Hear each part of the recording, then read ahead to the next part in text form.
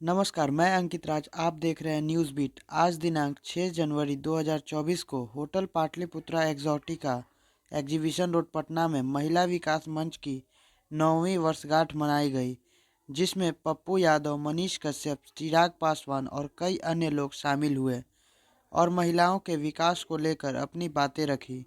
और इस दौरान पप्पू यादव मनीष कश्यप से गले लगकर कुछ बातें करते दिखाई दिए और सभी लोगों ने महिलाओं के विकास को लेकर अपनी बातें रखी। तो आइए जानते हैं उन लोगों ने क्या बातें कही। आम मत बनिए, खास बनिए, लीके लीक सब चले, बेलीक चले सपोर्ट। दुनिया से अलग जीने की आदत डालिए, दुनिया जिधर चलता है बिना जी उधर मत चलिए। आज यही संकल्प लीजिए, भीड़ कभी इतिहास का हिस्सा नहीं होता। अकेला चलने वाली राह तय करिए और भीड़ से बचिए। भीड़ लोकतंत्र का हिस्सा नहीं है। दुनिया जब भी दुर्योधन के साथ भीड़ थी, याद रखिएगा, रावण के साथ भीड़ थी, कर्ण को गुजरात भागना पड़ा, राम को वनवास जाना पड़ा। दुनिया में भीड़ कभी भी इतिहास नहीं बना। मुट्ठी भर विचार और मुट्ठी भर शक्ति ही इतिहास बदला है। आप मुट्ठी भर रहें, लेकिन एक मजबूत विचारधारा के साथ बढ़ें। आपका हम सम्मान करते हैं। धन्यवाद। सम्मानित महिला विकास मंच के हम लोग आए हैं आज महिलाओं के स्वाभिमान के ऊपर बात करने कि महिलाओं का स्वाभिमान का रक्षा कैसे हो। जब तक हम महिला, औरत और स्त्री के नाम से इन लोगों को संबोधित करेंगे, तब तक इन लोगों के स्वाभिमान की रक्षा नहीं होगी। जिस दिन हम लोग समझ लेंगे कि हमारे घर में, हमारे गांव में, हमारे समाज में, हमारे राज्य में, हमारे देश में एक बेटी है, एक बहन है, एक मां है, जिस दिन ये नजरिया हमारा बदल जाएगा, उस दिन हमारे देश में सारी की सारी महिलाएं जो है वो सुरक्षित हो जाएगी। जब जेल की गाड़ी में 55, 60, 65, 70 लोगों को भर के लाया जाता था और हाजत में प्रोड्यूस किया जाता था, और हाजत जो कोर्ट रूम कहा जाता है, वहां से फिर जेल लेके जाया जाता था, तो उसमें से 10-15 लोग इतने गंदे होते थे। सभी लोग नहीं, जेल में बंद हर एक व्यक्ति गलत नहीं है, उसमें से 75% लोग निर्दोष हैं, 75%। लेकिन उसमें से 10-15 इतने गंदे होते थे, इतने गंदे कि पूरा रास्ता भर महिलाओं को गाली देते जाते थे, बहनों को गाली देते जाते थे, पूरा रास्ता भर बेटियों को गाली देते जाते थे। एक बार मनु महाराज जी ने गाड़ी को रुकवा के जो है उन लोगों का बढ़िया से व्यवस्था किया था, थाना में लगा। हम लोग कहां खड़े हैं, हम लोग क्यों नहीं सम्मान देते हैं? जैसे उन्होंने कहा मजहब और धर्म के वजह से जो है महिलाओं को सम्मान नहीं मिल रहा है। नहीं, ऐसा नहीं है। हमारे धर्म में महिलाओं को देवी की संज्ञा दी गई है कि नहीं है? तो हमारे बीच में जो महिलाएं हैं वो देवी के रूप में हैं।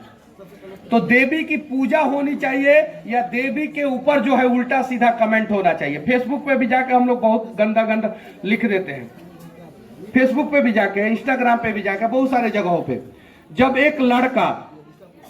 एक लड़का इंस्टाग्राम पे रील बनाता है तो उसके ऊपर कोई पाबंदी नहीं लगाई जाती है। एक लड़की जब रील बनाती है, एक महिला जो रील बनाती है, तो उसके ऊपर तरह तरह के कमेंट किए जाते हैं। ये गलत है। लेकिन महिलाओं से भी मैं कहना चाहता हूं, आप अपनी संस्कृति और सभ्यता का ख्याल रखते हुए इंस्टाग्राम पे रील बनाएं या इंस्टाग्राम का CEO बन जाए, आपको रिस्पेक्ट मिलेगा। लेकिन जहां आप अपनी संस्कृति और सभ्यता का ख्याल नहीं रखिएगा, वहां रिस्पेक्ट नहीं मिलेगा। मैं बहुत कड़वा बोलता हूं, इस मंच से बोल रहा हूं। कुछ लोग बोलता है कि कपड़ा पहनने की आजादी है, हम छोटा पहने या बड़ा पहने, तुम कमेंट करने वाले कौन होते हो?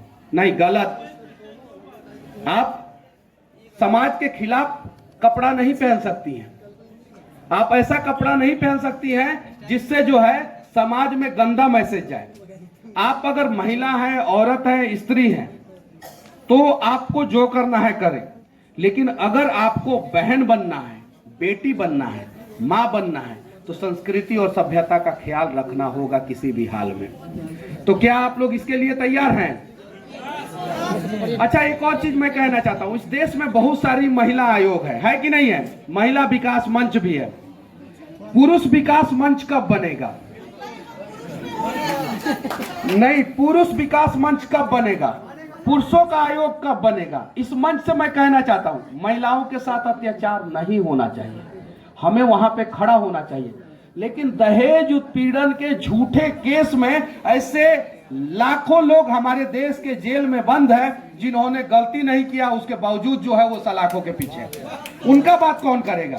मैं इस मंच पर मौजूद हूँ। महिलाओं की जब हम लोग बात करते हैं सर्वप्रथम, और मैं हर मन से इस बात को कहता हूं क्योंकि मैं दिल से इस बात को मानता हूं कि महिलाओं को सशक्त करने वाला कोई नहीं हो सकता और महिलाओं को सशक्त करने की जरूरत ही नहीं है।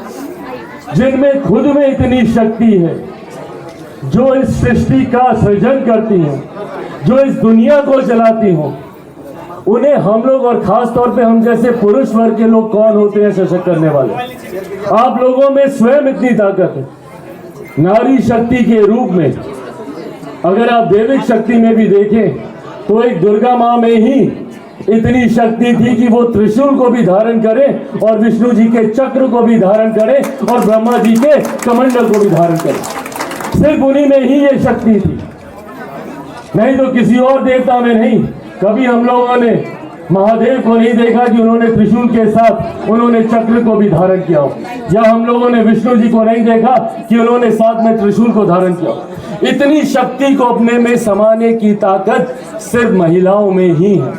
और इसीलिए मैं कतई नहीं मानता, जब ये विमेन एम्पावरमेंट की बात होती है, महिला सशक्तिकरण की बात होती है, मैं कतई नहीं मानता कि हम में से कोई भी इतना सामर्थ्य है कि आपको सशक्त कर सके। आज भारत की संसद में ही देखिए, महिला रिजर्वेशन बिल, नारी वंदना अधिनियम, वो तो इस सत्र में पारित हुआ, जो विशेष सत्र बुलाया गया। पर बिना उस कानून के बने कितनी भारी संख्या में आज की तारीख में भारत की संसद में महिलाएं सांसद बनकर बैठी हैं, अपने सामर्थ्य पर जीत कर आई हैं, अपनी ताकत पर जीत कर आई हैं और हर जगह से लड़ाई लड़कर आई हैं। पुरुषों को तो बाहर ही लड़ाई लड़नी होती है, महिलाओं को घर में भी लड़ाई लड़नी होती है।